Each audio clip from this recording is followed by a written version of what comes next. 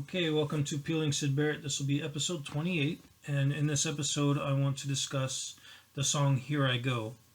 And that was an early song on the Madcap Laughs album. I believe it was the fourth song on the Madcap Laughs album, and that was released in 1970.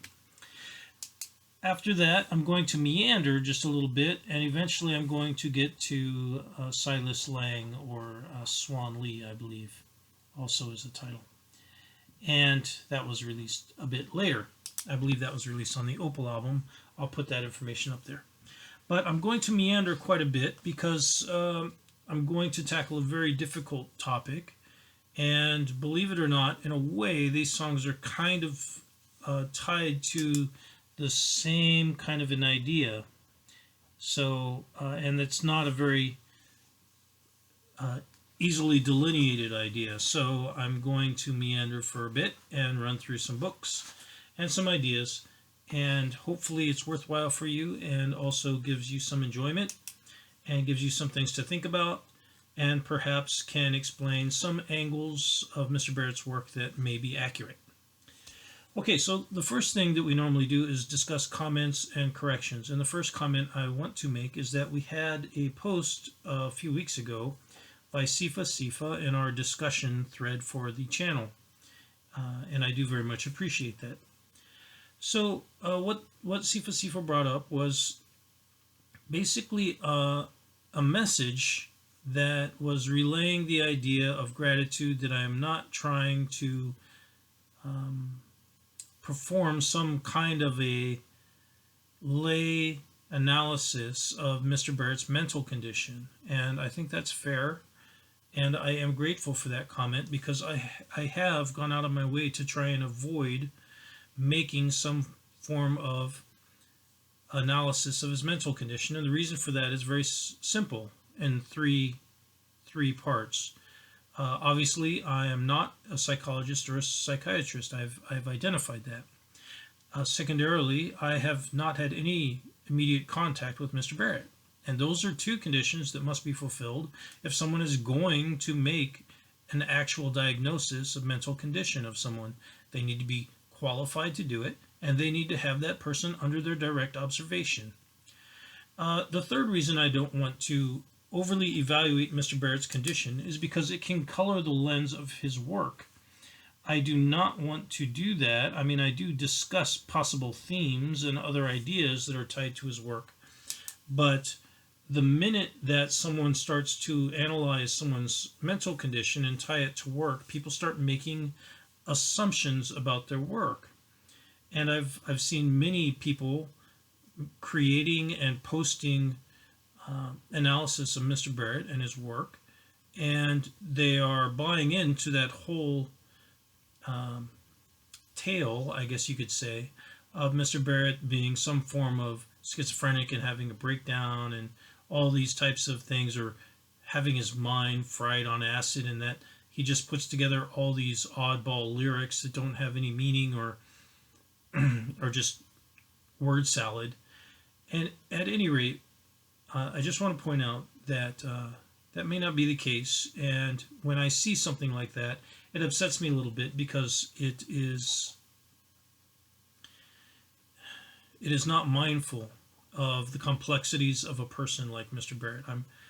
I do believe he was quite a complex person. Let's put it like that. Simple in some ways, complex in others. Certainly, I think he had an extraordinary gift for language and for thematic art presentation. And if you want proof of that, just go through the videos that we've done before on King of Paint and other ideas, and The Boy and the Lion, and you can see the portions of thought and relations and history that he's tied into his own personal works of art, and they're there for people to see. So in a way, I mean, that's kind of proof that there's a lot going on in his head. Okay, so that's the first bit that I wanted to discuss, is the bit about the comment that Sifa made. Okay, so the next part that I want to discuss is corrections to previous episodes. Now, I've just gotten a book by Mr. Rob Chapman, and this is recently released. It's titled The Lyrics of Syd Barrett, and it's by Omnibus Press, pardon me. And it says copyright 2021 by Omnibus Press. And essentially it has kind of a foreword that says this is the most definitive version possible here. And I've seen things in here that kind of explain some questions that I've had about the lyrics. And just as an aside, really quick, I want to discuss two things. One, I don't recommend this book for everyone. If you're going to get a Rob Chapman book about Mr. Barrett, I suggest you get A Very Irregular Head. This is really a collection of lyrics, and also it has a small discussion as a foreword by Mr. Peter Jenner and also by Mr. Chapman of a few things. Overall, it's somewhat interesting to read through, but there really is not a whole lot of content there. So if you're getting it thinking it's going to be a good long read that's definitive in some way, it is not. It essentially has a few of his works of art, a few of his most notable ones, I might add, and it also includes some photographs and includes all the lyrics for all the songs that he is credited with writing.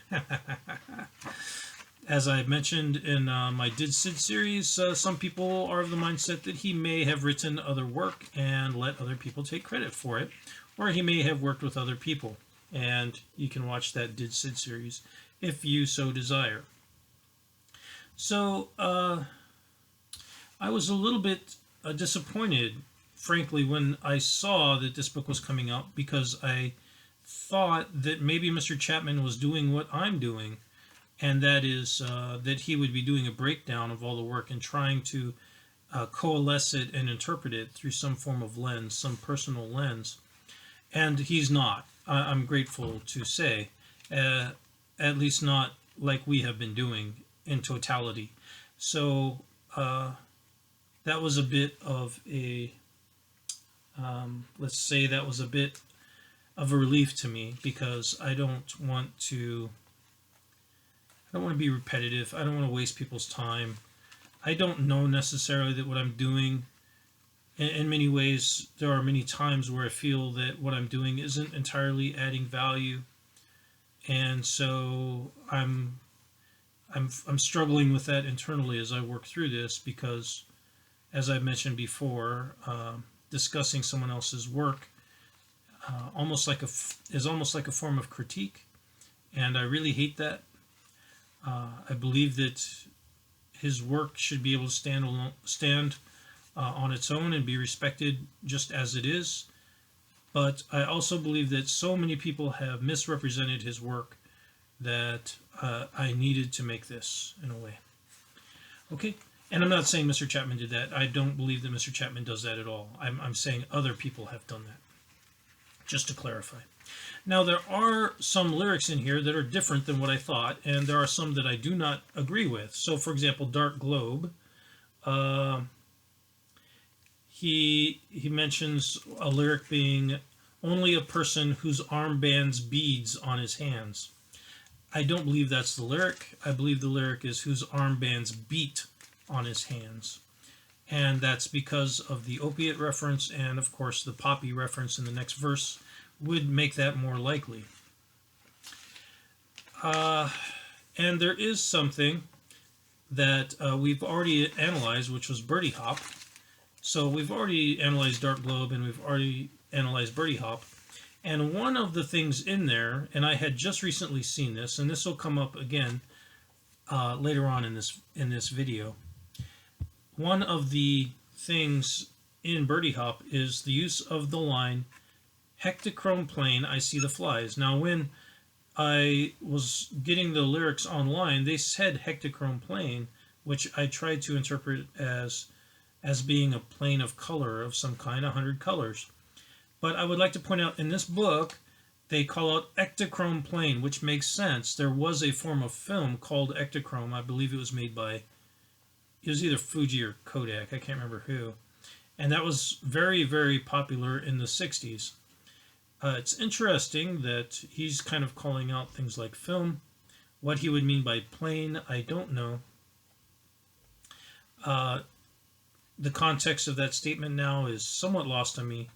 He's discussing about a lady, apparently, that he's comparing to a kite. We've discussed that already in the Peeling Syd Barrett Birdie Hop discussion. And paving your way with ectochrome plane, which would perhaps be a reference to someone who is making their way through life by via film, in other words, by photos and things like that. So perhaps this person is a model or something like that. And then he says, I see the flies. Okay, so that would be somewhat relevant because there was more than one person that Mr. Barrett was dating or seeing, of course, that was performing forms of modeling or was interested in being shot via photo. So that's one of the corrections. The other correction that I wanted to discuss really quick was we did effervescing elephant, and I just want to point out how important it is to consider the idea that the he there has two meanings, as we discussed in that breakdown. I'm not going to go into it entirely because, again, it's kind of a spoiler.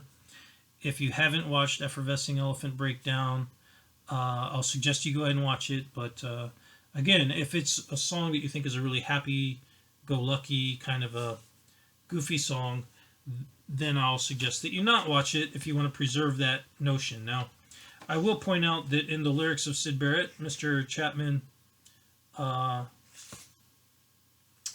discusses effervescing elephant, and surprisingly, he doesn't really seem to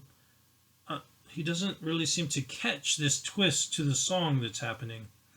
And in a way, I do wonder if what I'm doing is catching things that other people just simply aren't noticing for some reason. I don't know. I don't really know if that's something going on. But as I mentioned in that video, if you notice the twist, and that the he modifier could be referencing the elephant himself instead of the inferior one, the small one, that the song takes on an entirely different meaning, which is absolutely coherent and in line with the nature of Mr. Barrett's life and relates to his relationship with his father. So I think a vast multitude of people may be entirely misunderstanding that song. Now, in the song Stairway to Heaven, of course, is the line, words can have two meanings. You know that words can have two meanings. And we've already discussed a number of songs that have very strange possibilities of two meanings. And oddly enough, Mr. Chapman does kind of call that out in his book. He mentions that, I'll put the page number up here, that there is an aspect of Syd's writing that seems to be deliberately misleading or allowing for different kind of interpretations of things. I'll put the page number up, and I'm just paraphrasing there, but he does seem to mention that. So it's a little bit odd to me that he seems to recognize that Mr. Barrett might be doing that, but that he doesn't call out that happening in a song like Effervescing Elephant. People just seem to assume that based on the nature of the song and the kind of happy-go-lucky kind of rhythm to it and the delivery, that it can't possibly be a very sad song. But I would argue, yes, it can quite ironically be quite a sad song.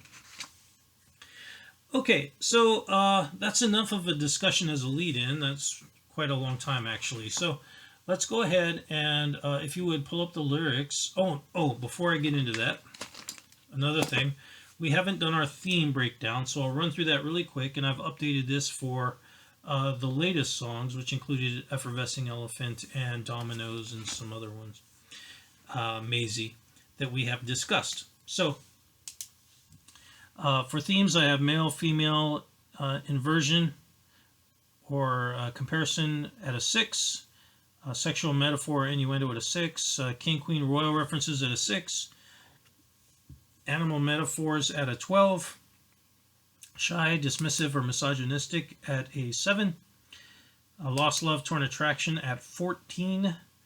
Changing Religious Esoteric Beliefs at 7. Alienation, Separation by 3. Drug or Psychedelic References by 8. Colors or Paint by 9. Sleep, Travel, and Flying by 8. Hidden Sorrow by 10. Sun, Stars, Planets, Astrology, etc. by 7. Low and High Art Combos by 4. James Joyce, Tolkien, Shakespeare references by 7. Planning by 7. Planning by 2. Science by 2. I have childhood references by 4. And finally, abbreviations and nicknames by 4. Now, there probably are more than that, but that's just a quick rundown that shows about where we're at. Now, as we've continued through these, hopefully you've developed kind of an idea of the themes and basic feels of songs that Mr. Barrett has put together, and you are able now to kind of identify the way that Mr. Barrett puts together music, or at least his lyrics. I would like to point out, of course, that there are people that, I don't know, they claim to be able to identify painters by the brush strokes of the painters. Perhaps that's true. I don't know. It seems a bit odd to me, but maybe they can. You know, I mean, it's kind of like a signature, so maybe there's something to that. I don't know. But you should also be able to get a feel for the types of word combinations that other people put together. And if we can recognize those, then perhaps we can identify who the author is. So if you would, pull up Here I Go, and if you have Mr. Chapman's new book, you can look right in there. And so that's what I'm going to do now. I'm going to go ahead and look in his book for the lyrics to this song, and I will paraphrase them since I do not have the copyright rights to these lyrics. So here we go. The song starts out very simply. He mentions it's a song about a girl that he knew, and that she doesn't really care for his songs, and that bothered him, or it made him feel blue. And the reason for that is stated simply that she believes that a big band is better than you, or better than him. Okay, so right there, if this is autobiographical in some way, this is about someone that he was dating or seeing while he was with a band, apparently, and after the band, or he left the band, or the band kicked him out, then she was no longer impressed with him or interested in him. Quite a letdown, isn't it? So the next verse mentions that she doesn't rock and roll, or she doesn't really like it, and she doesn't do the stroll, or at least she doesn't do it right. Okay, so let's break that down. We've already discussed that in my Did Syd Led Zeppelin 4. This association to rock and roll and stroll. That word association is specifically used in the song Rock and Roll. Been a long time since I rock and rolled by Led Zeppelin. That same word combination, and it's a little bit suspicious. So let's keep going. He mentions that everything's wrong and his patience is gone, and then he woke up and he remembered this song. Okay, so right there is a reference to no longer having patience with something. By context, you can assume it's with this relationship, of course, because he's discussing a relationship with a person previously. Perhaps he's not, perhaps it's moved on to another topic, but it would be reasonable and logical to think that he's referencing his relationship with this person.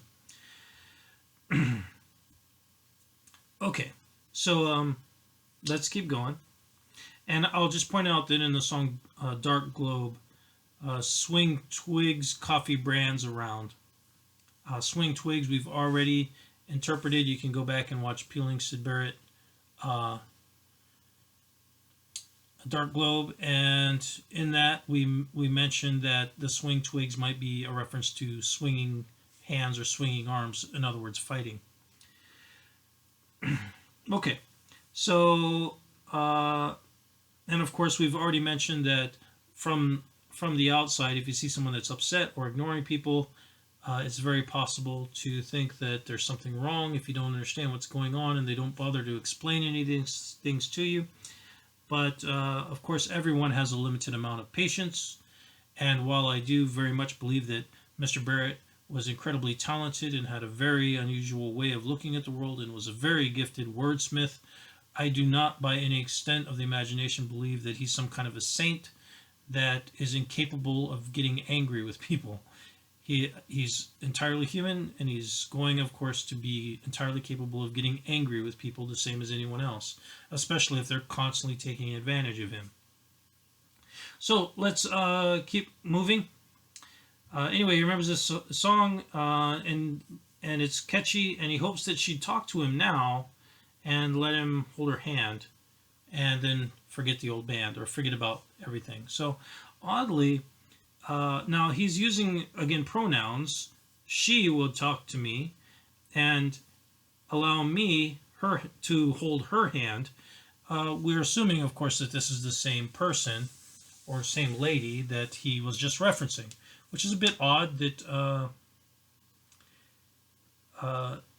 it seems that he's mentioning kind of being in a breakup and not having patience with this person anymore, but wanting to get back together with this person now. Anyway, the next verse goes into he strolls around to her place or to her pad, and then her light is off, and that is a bad thing. Okay, so we have already mentioned in Did Syd series, Did Syd Julia Dream?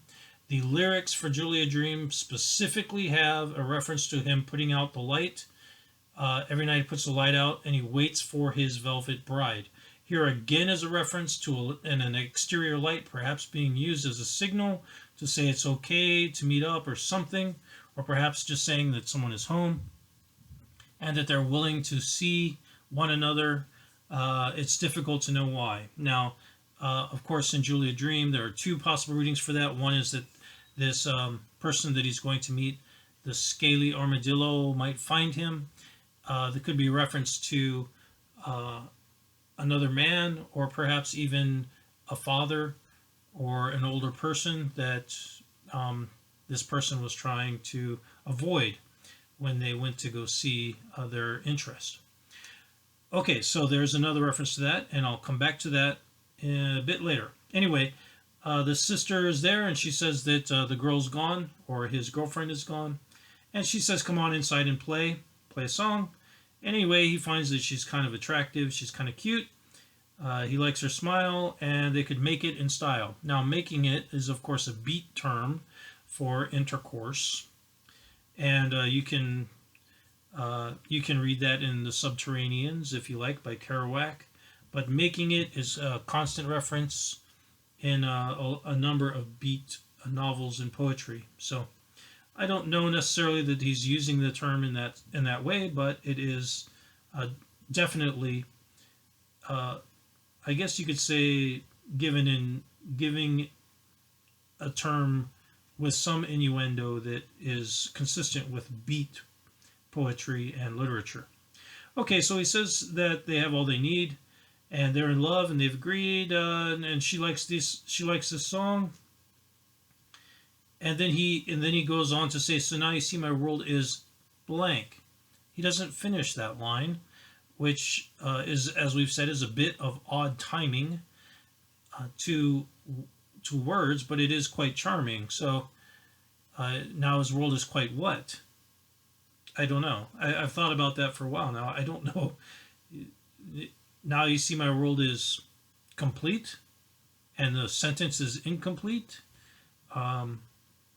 That's one way of looking at it, I suppose, and perhaps that's a kind of a joke. We've mentioned before that Mr. Barrett may have had a very extensive sense of humor, so perhaps he's leaving an incomplete sentence with the intent that the listener will recognize it as incomplete and will recognize the joke and fill in complete there at the end.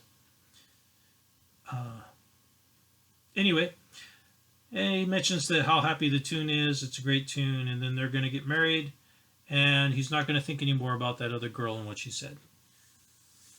All right, so there are two things that I want to call out about this song. The first one is, of course, that this song is remarkably similar to the song Red House by Jimi Hendrix. Not necessarily in lyrical content, but in theme and plot. So if you go ahead and check out the If you're not familiar with Jimi Hendrix's song Red House, you can go ahead and look it up. And you will notice that it's a song about going to meet with a lady that's his girlfriend, and she's not home. His key doesn't work on the door anymore, so she's apparently changed the lock on him. And that he decides that, okay, well, I guess he'll leave. So there is a reference to red, of course, very interesting. There's another red comment, and he's got a bad feeling that she's not there anymore, she's not around anymore. And he decides that he's going to just go ahead and head out over some hill. And that's because he knows that if his baby or his lover doesn't love him anymore, that her sister will. And here is a reference to a sister in this song as well. So we have to ask, what is actually being relayed by the idea of a sister? I don't know, it could just be a very direct statement about being interested in a sister because they remind you of someone that you actually want to be with, or perhaps it's a common thing, I don't know. Anyway, I'll just mention that is definitely a possible kind of, I don't know what you call it, kind of a slip, a Freudian slip, to the idea of getting together with a girl or getting together with another girl because she reminds you of a previous girlfriend, which is a mistake many, many people make. And of course, the idea of having an image in your head of exactly what someone should look like that you'd be attracted to is a very personal thing.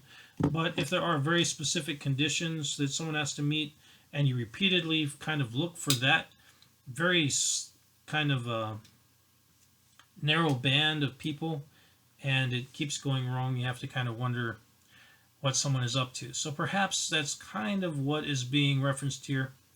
Perhaps that is a bit of a recognition of a fallacy. We've already mentioned in our previous episodes perhaps the inclination of Mr. Barrett towards the same blonde look, and that may have been driven, of course, by the loss of a muse or someone that was very important to him that he could not replace, and so he was trying to replace that person with someone that looks similar to that person, which is a bit sad and desperate, and perhaps he recognized that. Anyway, that's a little bit off path, but I think it should be mentioned. Okay, so where do I want to go with that? Now I'm gonna jump into some context elements now, and you'll need to be patient, and hopefully I can tie this all up together in some fashion when we get to the end. So the first thing I would like to do is call out a book by Sigmund Freud called Civilization and Its Discontents. This is a book published by W. Norton and Company in 1961, so obviously could have been known by Mr. Barrett to some degree. And I would like to point out I guess this is the very first chapter of the book, and I'll just kind of read you this first paragraph here. Or it's the second paragraph, sorry, of the first chapter. This is regarding a letter from a friend of Mr. Freud. He relays, I had sent him my small book that treats religion as an illusion, and he answered that he entirely agreed with my judgment upon religion, but that he was sorry that I had not properly appreciated the true source of religious sentiments. This, he says, consists in a peculiar feeling which he himself is never without, which he finds confirmed by many others, and which he may suppose is present in millions of people. It is a feeling which we would like to call a sensation of eternity, a feeling as of something limitless, unbounded, as it were oceanic. This feeling, he adds, is purely subjective fact, not an article of faith. It brings with it no assurance of personal immortality, but it is the source of the religious energy which is seized upon by the various churches and religious systems directed by them into particular channels and doubtless also exhausted by them. One may, he thinks, rightly call oneself religious on the ground of this oceanic feeling alone, even if one rejects every belief and every illusion. Mr. Freud does disagree with that to some extent. In the following paragraphs, he's a very kind of a cold and scientific man. He mentions that he has never had that feeling and that he can't vouch for it being true. So let's discuss that really quickly before we move on. So essentially, my understanding of that paragraph I will summarize as this. There is a possible religious sentiment within many people that is a very vague sentiment and is one that is channeled, as it were, by society and by religious institutions into a particular form. And in doing so, of course, it is allowed to be interpreted by or translated by the people that are assisting the person in dealing with that. Now, that's, of course, the difference between someone who's associated with organized religion versus someone who is choosing to try and live a very spiritual life separately. I've already discussed that. This is, of course, important, and I will relay why that may be the case here in just a moment. So what I would like to try to do, and what I'm going to try to attempt to do now, is to explain the nature of people's relationship with society and how there's kind of a give and a take that's going on between those two groups, between the individual and with the organizational structures and demands of society. My next book is by Michel Foucault, I believe is how you say his name. I haven't looked it up. And it is called Madness and Civilization, A History of Insanity in the Age of Reason. Information for this book. And again, I'm not a psychologist or a psychiatrist, okay? These are old books, and I believe the ideas are still valid, but of course Freud was writing a very long time ago, as was Michel Foucault. I don't know if it's Foucault or Foucault. Anyway, vintage books, Division of Random House, New York, and this book is copyright in 1965. Another possible read by Mr. Barrett. Okay. Now, the important bit that I would like to discuss here is Chapter 4, specifically titled Passion and Delirium.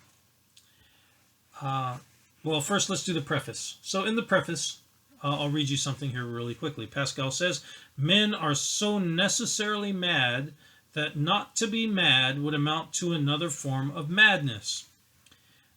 In other words, people are naturally irrational. They are feeling creatures. We are feeling, we are alive, we have emotions, we have passion, and to deny that they exist would be a form of madness, even though people would argue, of course, that being overtaken completely with passion is also a form of madness. Okay. And, of course, I would just like to point out that it is quite obvious that Mr. Barrett is in many ways quite a romantic individual. Many of these songs deal specifically with relationships and with romance, or romance gone bad, or romance going well. So, in many ways, the romantic poets were very much against the idea of reason. Not necessarily that they have to be one or the other, but that there is a certain amount of, let's say, beauty and decoration that's tied to the idea of romance. And some people believe that and some people don't.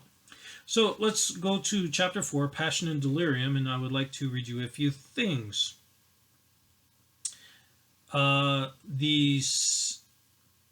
The very first paragraph says, the savage danger of madness is related to the danger of the passions and to their fatal concatenation. I don't know how to say that word, and I don't know what it means. I'm guessing it is a variation of concentration. I don't know. Anyway, he goes on to say, the distraction of our mind is the result of our blind surrender to our desires, our incapacity to control or to moderate our passions. whence these amorous frenzies, these antipathies, these depraved tastes, this melancholy which is caused by grief, these transports wrought in us by denial, these excesses in eating and drinking, these indispositions, these corporate vices which cause madness, the worst of all maladies. But as yet what was involved was only passion's moral precedence, its responsibility in a vague way. The real target of this denunciation was the radical relation of the phenomena of madness to the very possibility of passion. In other words, in many cases, now by passion, they don't necessarily mean what my understanding of this, of course, is that they don't mean passion necessarily tied to lust or desire. They mean the passions, in other words, emotions, extreme emotions. So unresolved emotional needs can cause forms of delirium or madness. I don't think that's too revolutionary of an idea. And of course, if you are a romantic person and things go badly, someone looking at it from the outside might think that you are behaving in a delirious or mad way, but you are in fact just being a romantic individual. On page 87, there's an interesting statement, and I'll read portions of it to you. One more step, and the entire system becomes a unity in which body and soul communicate immediately in the symbolic values of common qualities. This is what happens in the medicine of solids and fluids, which dominates 18th century practice. Tension and release, hardness and softness, rigidity and relaxation, congestion and dryness. And I'm only bringing that up for one reason, and that is because tension and release are very, very dominant in Pink Floyd's later music, particularly in an album like Dark Side of the Moon. The idea that they would go through this kind of coiling, tensioning a spring and then allowing it to relax is very, very heavy in their music. And that idea is somewhat relayed here in the idea of passion and the control of passion and the release of passion.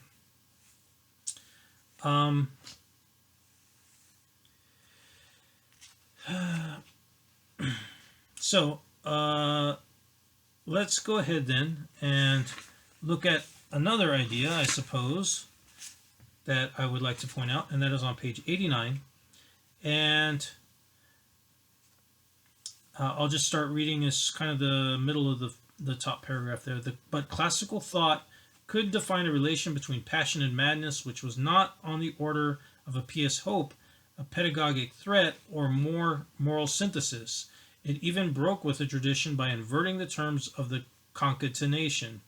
I have no idea if I'm saying that word right. I've never seen that word before this book.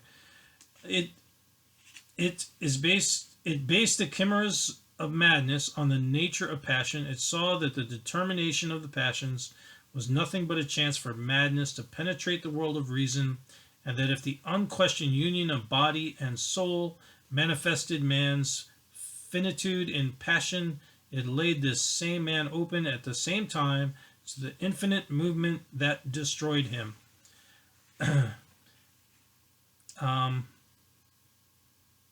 I guess I should try to translate that or sum it up since I'm reading it at you. Essentially, I believe what this is saying is that if someone is allowing the buildup of passion within them to occur, that they are also at the same time opening a window to something that could destroy them, which I think most people understand, and which is caught up in the idea of men being terrified by very beautiful women. Of course, I'm referring to heterosexual men being terrified of very beautiful women. And I've seen this because, and it's one of my very, very favorite things about very beautiful women, is that when I was teaching, if I had a very attractive girl in my class, I would deliberately sit troublemaking boys next to her, and they would every time shut up, and they would every time be model citizens, so long as I removed them from their friends and I sat them right next to a very pretty girl. Those boys would immediately become terrified in many ways. So anyway, So let's move on. Page 93. Specific mention is made that imagination is not madness. Madness begins only beyond this point when the mind binds itself to this arbitrariness and becomes a prisoner of this apparent liberty. Even if the arbitrariness of hallucination or alienation finds the first access to its vain liberty, madness begins only beyond this point. So freedom of the mind and thinking of symbolic or odd thoughts they're defining here is not necessarily being mad. It's only when the mind kind of locks on to the arbitrariness of something that it begins to define madness in this person's opinion. On page 94, towards the end of the first paragraph, many persons, not to say all, succumb to madness only from being too concerned about an object. In other words, they begin to focus entirely on one thing. That focus is, of course, exactly what is behind the nature of romantic poetry and the romance genre in general. And without focus on an object, in other words, the absolute object of affection or the muse or whatever that person is, many people would say that it's difficult to make purely romantic and what I guess you would consider to be honestly romantic poetry. Page 104. Madness begins where the relation of man to truth is disturbed and darkened. It is in this relation at the same time as in the destruction of this relation that madness assumes its general meaning and its particular forms. Dementia, Zacchaeus says, using the term here in the most general sense of madness, lay in this, that the intellect did not distinguish true from false. In other words, kind of a muddying of the waters of what actually is happening, and that is how they define madness. Now, I'm only bringing all that up because a number of people have stated that Mr. Barrett was behaving in a mad way. Well, in his defense, I suppose I could say, he's a romantic poet, obviously with his lyrics, so what do you expect? Of course, he's going to be behaving in some ways like a very, what I guess most people would consider to be illogical person. By definition, giving in to forms of passion is, as at least as defined by these two individuals, has been already identified as an indicator for possibilities of madness or causes of it in any way, or at least misunderstandings. So hopefully that made sense, and I'd like to move on to one last book before we jump into Silas Lang, and then I'll be done. And again, this is running a little bit long, so I suppose I'll apologize again. The next book is one of the most important books that I've read. I read it in my youth, and I have not read it since. Brave New World by Aldous Huxley. And he quite famously put together a number of ideas, and also, of course, wrote The Doors of Perception after this book, and was an influence at least on Jim Morrison of The Doors. And this book, Brave New World, Perennial Library, copyright 1932, quite a famous book, I might add. And of course, the title is one of the things that Miranda says from the Shakespearean play Tempest. So there is a Shakespearean reference. We have already noted the many, many Shakespearean references within Mr. Barrett's music. So let's go ahead, and I want to read you a few things. First, I'll give you a basic rundown. Before I start on that, I'll give you a basic rundown of some ideas. Now, this is a kind of a dystopian novel, in other words, a futuristic dystopian novel in which you have absolute social control by what I guess you could consider to be a technical dictatorship of, I don't really want to say that they're socialists, because not everyone's equal. So I don't know how to define the nature of the political landscape. I just know that they have kind of an elite group that they consider to be alphas and alpha pluses, etc., and that there are a bunch of other people that are of lesser capacity, and they do more labor type of work. So it's extremely structured, it's extremely organized, and people know what their place is in society. It's also one that has seen the nature of reproduction being controlled by the state, and thereby the destruction of the family unit. So, and remember now, in the 60s, of course, this was an important topic because of the women's liberation movement and all of that being tied to birth control and the freedom that was associated with it. So it probably was a very important book in the 60s. At least Mr. Morrison recognized it. So there are some characters in this book that are very, very interesting. Now, one of the main characters is what is someone who is repeatedly referred to as a savage by this advanced society.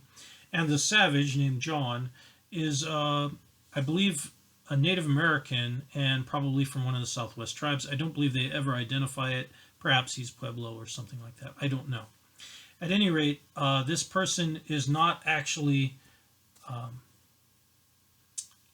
from the tribe that he's with. He's actually from this futuristic society that is separate, and his mother, for some reason, I believe, was marooned there in a on a tribal reservation, and she had a child, which is considered to be scandalous because all reproduction is controlled by the state where they came from. Now, this is all kind of hard to explain. You really need to read the book, but essentially, what happens is this character John, who is introduced as a kind of a romantic figure, falls in love with a woman who somewhat falls in love with him, but the way that they express their love is entirely different. He is extremely possessive and singular, and she is very much a free love kind of a person, and it causes a lot of trouble in their relationship. So let's look at a few of the... I'm going to read you a few things from this book to kind of prove my points. Page 28, Lenina shook her head. Lenina is the love interest. Somehow, she mused, I hadn't been feeling very keen on promiscuity lately. There are times when one doesn't. Haven't you found them too, Fanny? Haven't you found that too, Fanny? Fanny is her friend, another lady. Fanny nodded her sympathy and understanding. But one's got to make the effort, she said sententiously.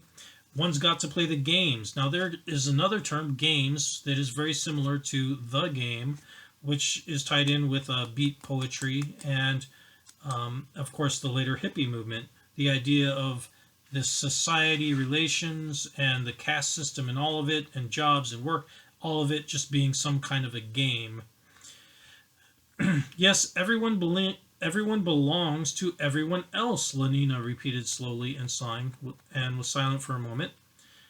You're quite right, Fanny, as usual. All make the effort. In other words, she'll make the effort to remain promiscuous even though she doesn't really want to be. And, of course, as we've mentioned before, there are people that are naturally leaning towards different orientations, and there also are people that I suspect, in my opinion anyway, that lean towards polygamy and people that lean towards monogamy. And in this society, this is an extremely, I guess you could say what would be considered to be an extremely liberated society. It is doing the opposite of what classical conservative societies do. In other words, classical conservative societies force everyone or pressure everyone to fit their, generally speaking, monogamous, singular, hetero lifestyle. In this case, this extremely liberal society is forcing everyone to live a very promiscuous lifestyle, which not everyone is going to be happy doing. Lenina, this is same page 29, Lenina Crown, said Henry Foster, echoing the assistant predestinator's question as he zipped up his trousers. Oh, she's a splendid girl, wonderfully pneumatic. I'm surprised you haven't had her. So treating a person as simply an object or a sexual object, etc. So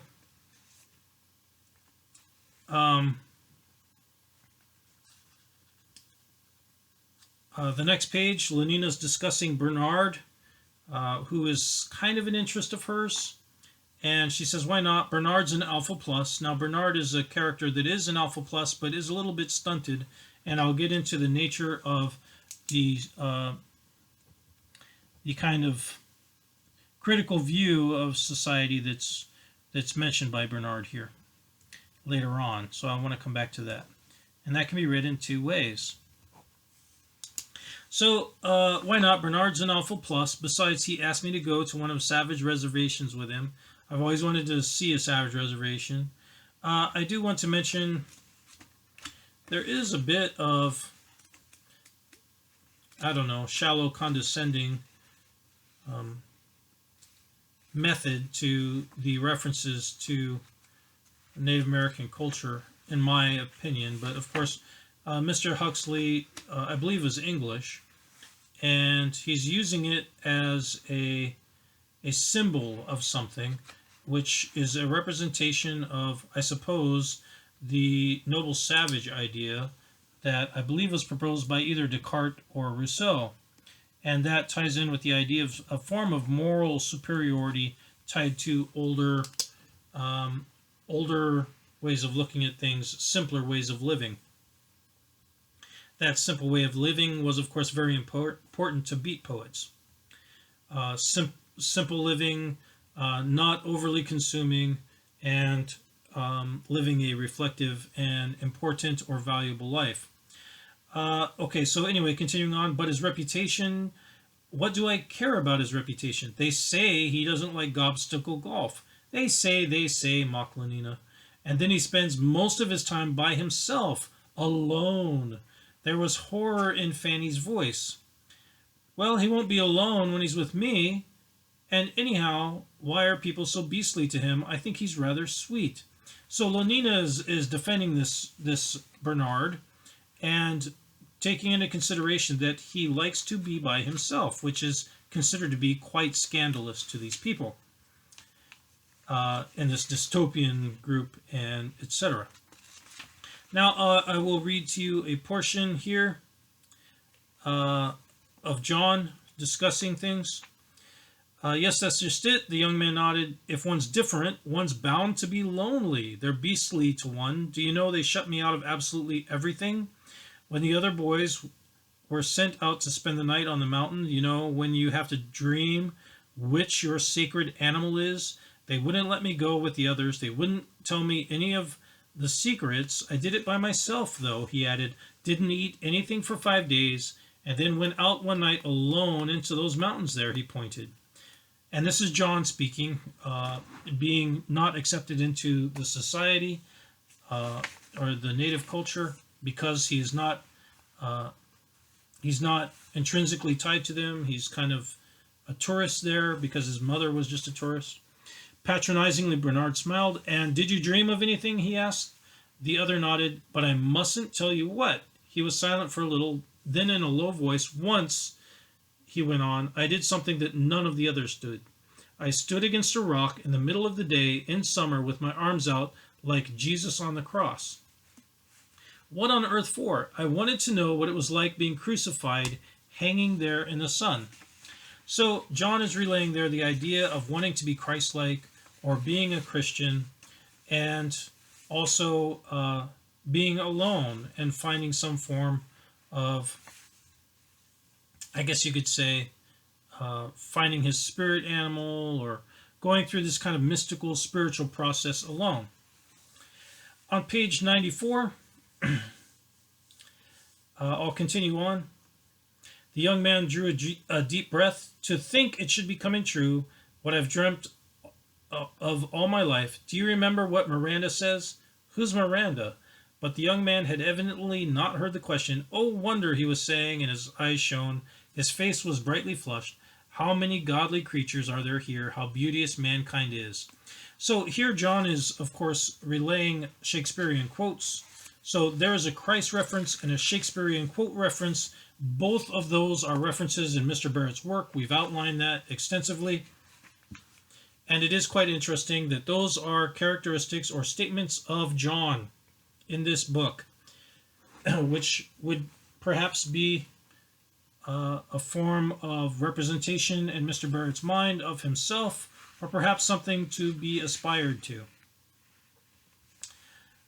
Now, the next bit that's kind of important is John approaches Lenina. She's passed out on soma. Soma is a drug that is suspiciously similar to opiates, and then it makes people sleepy, and then they just kind of pass out. And I will read you some of what he says. With an infinity of quite unnecessary precautions, for nothing short of a pistol shot could have called Lenina back from her soma holiday before the appointed time, he entered the room, he knelt on the floor beside the bed, he gazed, he clasped his hands, his lips moved. Her eyes, he murmured, her eyes, her hair, her cheek, her gait, her voice, handless in thy discourse, oh, that her hand, and whose comparison all whites are ink, writing their own reproach to those to whose soft seizure the signet's down is harsh. A fly buzzed around her, he waved it away. Flies, he remembered. So there's references to Juliet, Romeo and Juliet here as a play, but also flies. And we've already mentioned, of course, the reference to flies in the Birdie Hop song. I see the flies. So here's another possible connection to that line. We've discussed quite a few in our breakdown on Birdie Hop. Now, unfortunately, I had not read or reread back through Brave New World at that time, so I did not recognize that as a possible connection at that time, but I would like to point it out now. So we have Christian references, we have a fly reference, and we also have Shakespearean references here. I'll keep reading just a few more things.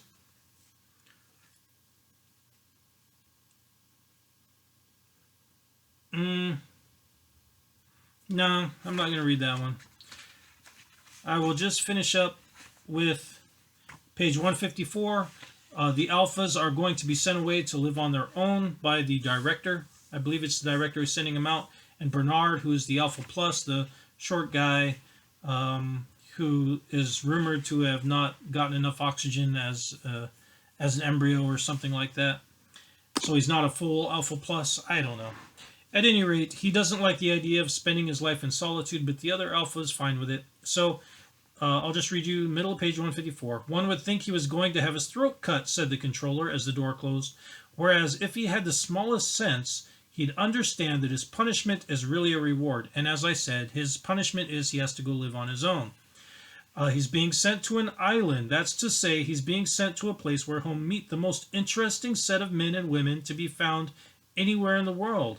All the people who, for one reason or another, have got too self-consciously individual to fit into community life.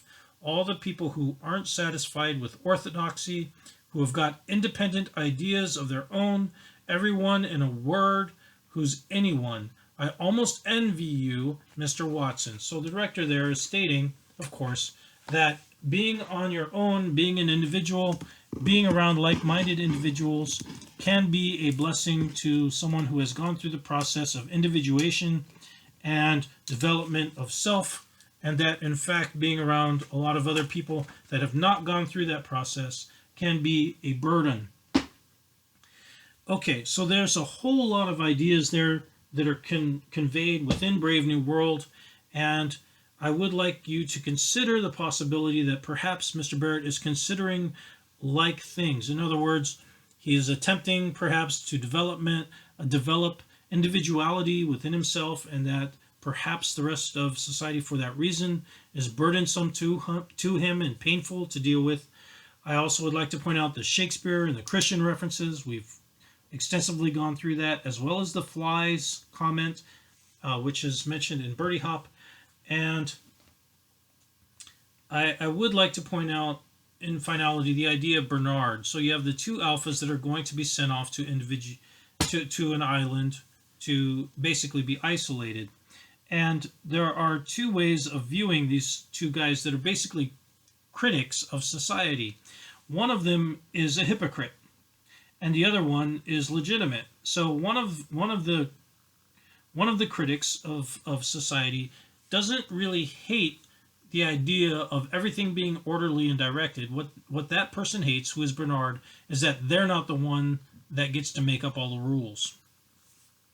The other person simply doesn't like the idea of everyone having to live by a uniform set of rules, and that person is perhaps what I would consider to be the legitimate dissenter, or the person who's actually interested in the development of self.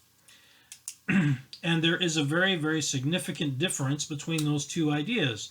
The idea of society not being the way you want it, so you're going to make everyone else be the way you want them to be instead, or society not being the way that you specifically want it to be, and so perhaps you're going to promote the idea that there should be some flexibility in it that allows for people to actually individuate to a way that is satisfactory to them.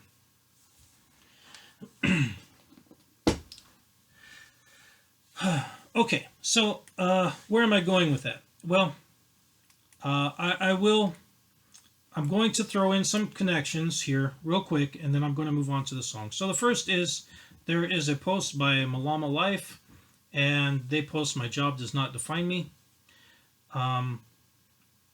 There is a lot of news out lately about people wanting to quit their jobs, and I feel this has been something that's been a long time coming, and that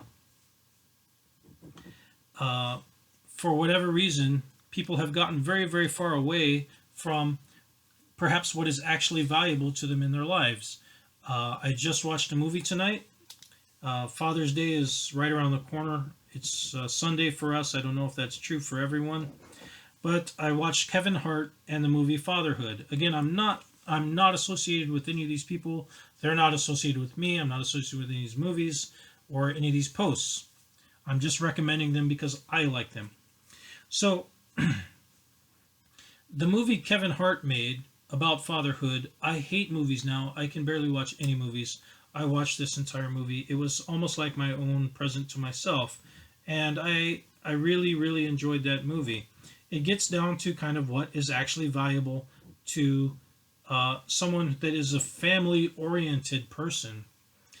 And I think a lot of people actually are family-oriented, and they're beginning to realize that they have not been able to develop that side of them for quite some time now because of the demands of what I would consider to be modern life.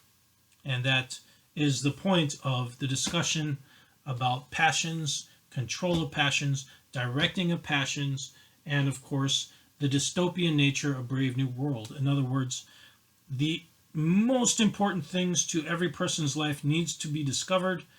Everyone is making sacrifices now in the modern world to be able to make it to somewhere, some state that is not entirely known, and we are all making sacrifices. And of course, a lot of people are single parents, and they have had to sacrifice a lot to be able to develop a life that is good for them and for their kids. And you have to wonder, at some point in time, is it worth it? Are you giving up so much? I know that I basically missed a lot of my first son's early life because I was working so much. I had to work so much. And it's a big regret of mine. I, in many ways, feel that that time was stolen from me because in other places I would have been given time off to spend with my family. But I wasn't given that time off. I actually had to work extra time. And I was extremely resentful, and I still am resentful that that time was taken from me to spend with my son. That's a personal thing, of course. Every person has things that are important to them, and we tell ourselves that we're sacrificing things that are important to us to get to somewhere that's important. And I feel that a lot of us now are recognizing that we are not getting the trade-off that we had hoped for whatever reason. I have my own interpretations of what those reasons would be, but it is obvious that the sentiment is there with a lot of people. So I do suspect that now we are on a bit of a, well, we're on a bit of a tangent, but society also is going through an awakening that is similar to the 60s, which is why I think Mr. Barrett is so important, because I think he was tackling a lot of these ideas. I think people could learn a lot from what he had done, that he recognized what was important. He sacrificed things, including fame and fortune, to live a lifestyle that was more important and valuable to him on a real level, and that could be a kind of inspiration to people if they understood perhaps that's what he was doing. Okay, so let's look at the last song now, Silas Lang, and we will look at it through the eyes of someone who perhaps was influenced by the book Brave New World, by the noble savage, or whatever you want to call him, John, who actually was not actually a Native American, but was just living in the Native American culture on a reservation in this book, Brave New World. Okay, so there's a mention of Swan Lee, who then, and you can pull up the lyrics, I suppose, if you like, on your phone. I'll look at the lyrics here in Mr. Chapman's book. How about that? As I mentioned about Mr. Chapman's book, very simple book. I won't suggest everyone pick it up, unless you're really into this topic, but I would suggest you get a very irregular head instead. Okay, so Swan Lee got up at a powwow, and then he padded to his canoe, and then there's a chittering squaw untying the wigwam door, and the chief is blowing smoke rings 2 by 2. I don't really get the 2 by 2 thing. That sounds kind of like a Alice in Wonderland kind of a reference. I don't know necessarily. Supposedly this was influenced by Longfellow to some degree and his poem Hiawatha. Why would Mr. Barrett bother to be influenced by Longfellow and Hiawatha in particular?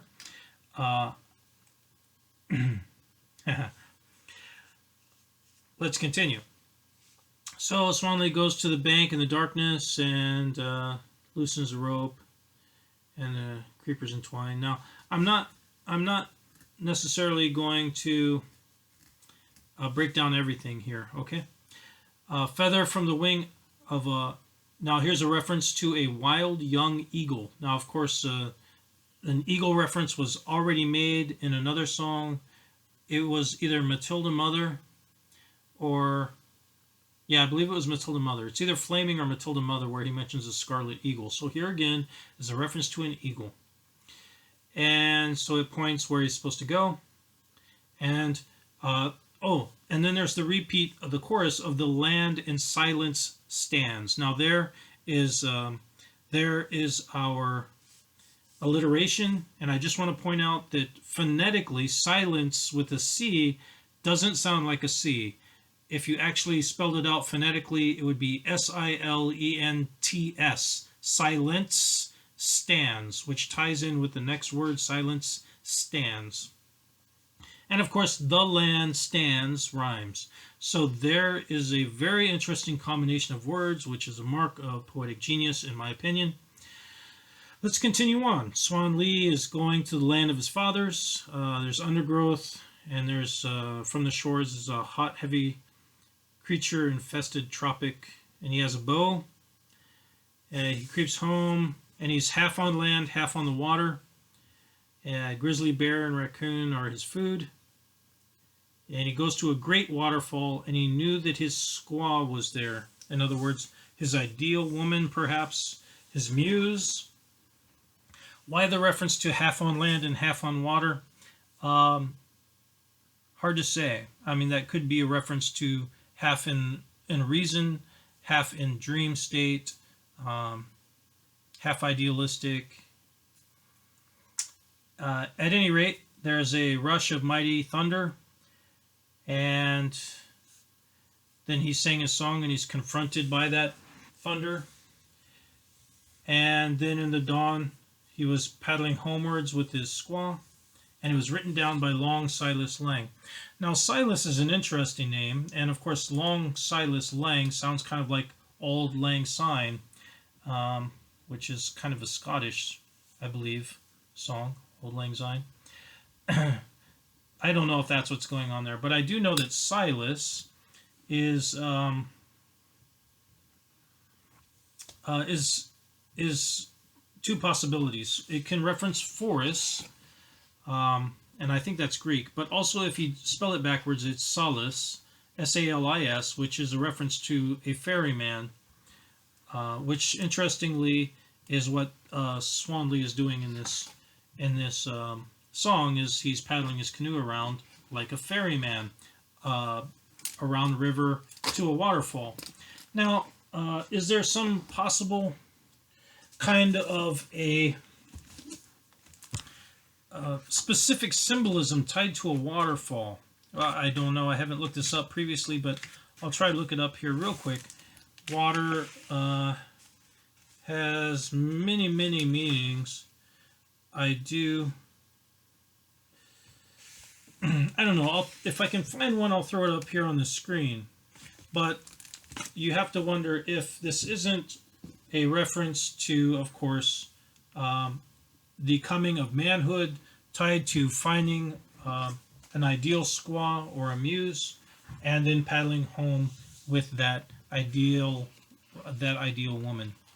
And of course, that is kind of the story of John from the book Brave New World. He has found kind of his ideal woman and wants to be with her, but that impulse, that drive, that passion is being controlled by the expectations of society, and perhaps in a way that is why Mr. Barrett may have chosen the characters that he chose for this song, Silas Lang or Swan Lee. And that's all very complex, but it is, I think, somewhat reasonable.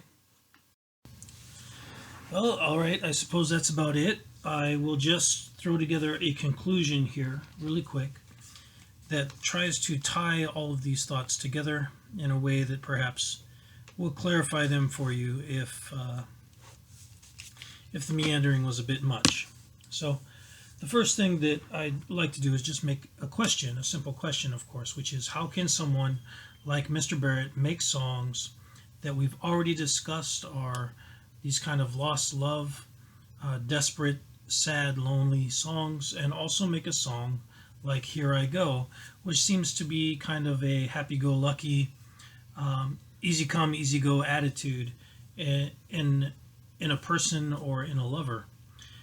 And I mean, there are really only so many ways you can look at it. One way of looking at it is, of course, that he may have just resolved to move on and kind of maintain a kind of a happy-go-lucky attitude and to try and be positive about things.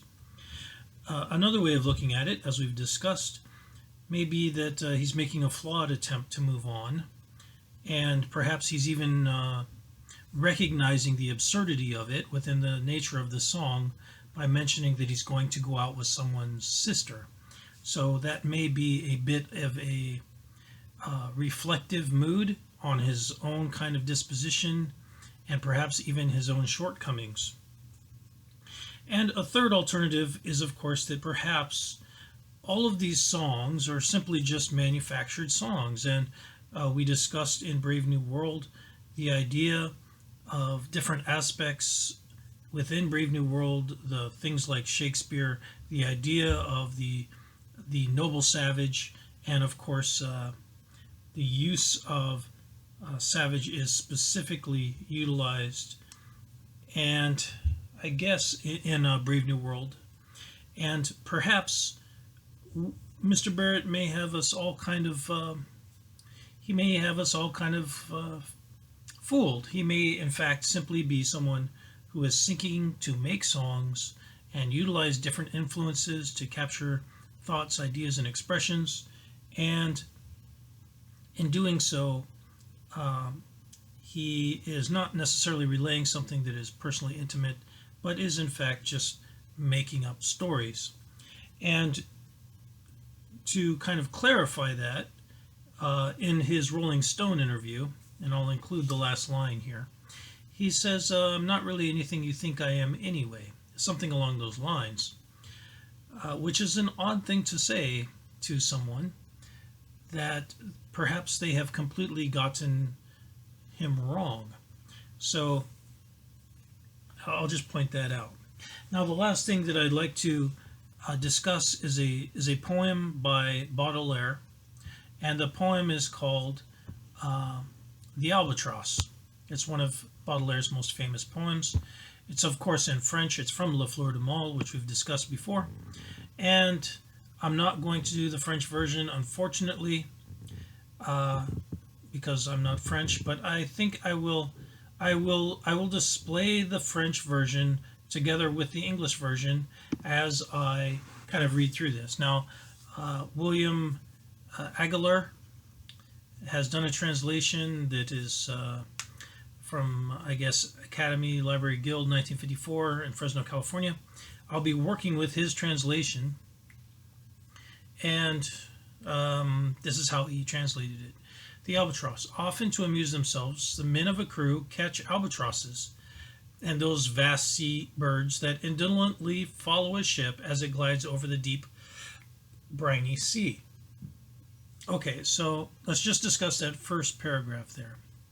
The idea that there are men on a boat, of course, and boats are symbols often of fortune, but not necessarily certain fortune, but unforeseen fortune or unknowable fortune. And they will catch albatrosses, and which are birds that follow the ships as the ships glide over the sea. Now, the sea is, of course, often a symbol of the kind of vast unknown. Scarcely have they placed them on the deck than these kings of the sky, clumsy, ashamed, pathetically let their great white wings drag beside them like oars. So these great birds that are kings of the sky, really, once they're grounded by the crew, they are clumsy and are kind of pathetic. And again, the bird metaphor for someone who is a singer, but not just a singer, but also someone who's interested in the idea of spiritual journeying or traveling, dreaming, and flying.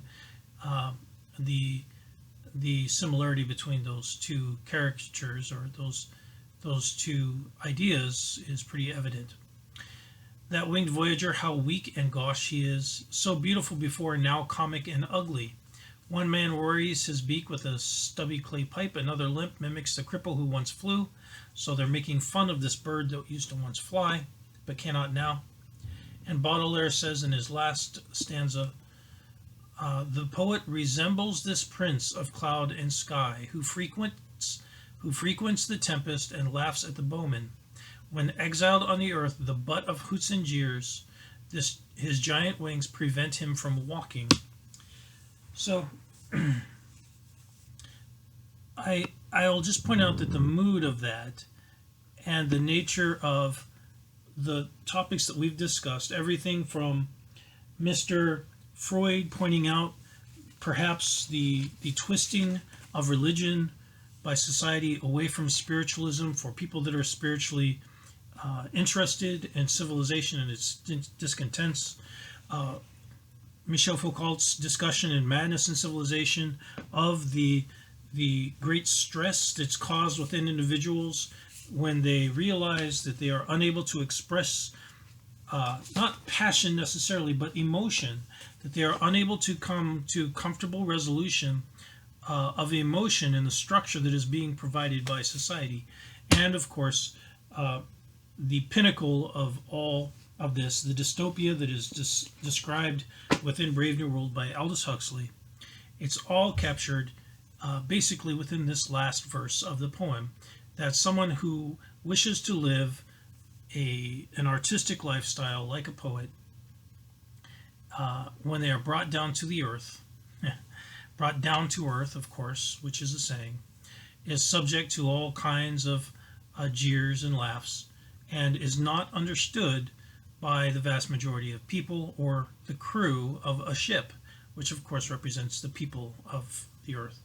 So that's my interpretation of things. Again, this is all quite subjective in many ways. I'm just giving my opinions of feelings that I have as I read through these things and consider the nature of the works of art that Mr. Barrett made and the songs themselves. And it really is up to you to kind of decide on your own, I suppose, what you think is applicable and what is not. But I think it's a discussion worth having. That's all for today.